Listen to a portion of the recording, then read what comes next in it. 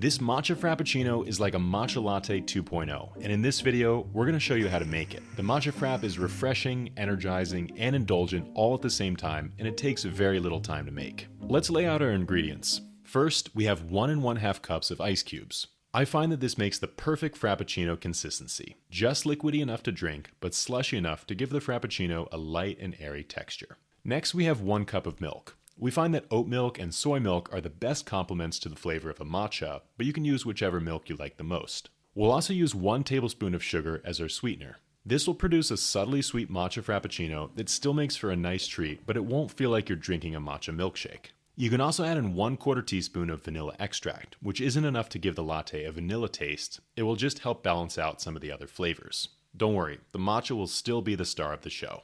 Speaking of which, how much matcha should you use? For the best flavor, we recommend you use 1 tablespoon of our premium matcha latte powder. After meeting with matcha producers around Japan, we learned that you actually want to use a matcha that's specifically designed for lattes, like this one from Masuda N. This matcha has a 10 to 15 micron grind, which is fine enough so that it doesn't create a gritty texture in the matcha frappuccino, but not too fine that it sticks together into clumps. Also, this matcha combines more evenly into the milk. It's much less expensive and it has a strong flavor that shines through the milk. This one was grown without pesticides, and you can pick it up at neoteas.com.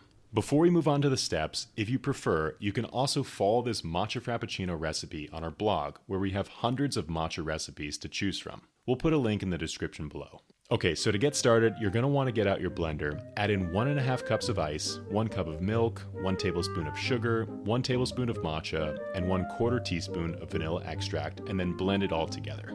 This should take about 30 to 60 seconds on high, and you may want to stir the mixture occasionally to make sure that it's all even.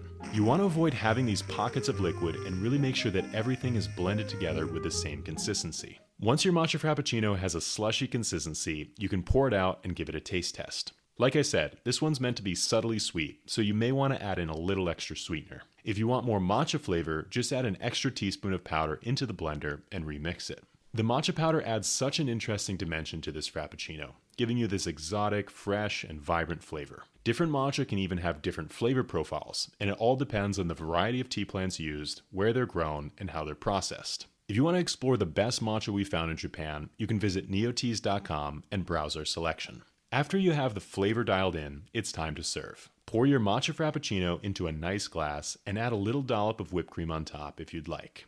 You can even top it with some sifted matcha powder as an added garnish. We recommend you drink the Matcha Frappuccino with a straw to get the best consistency.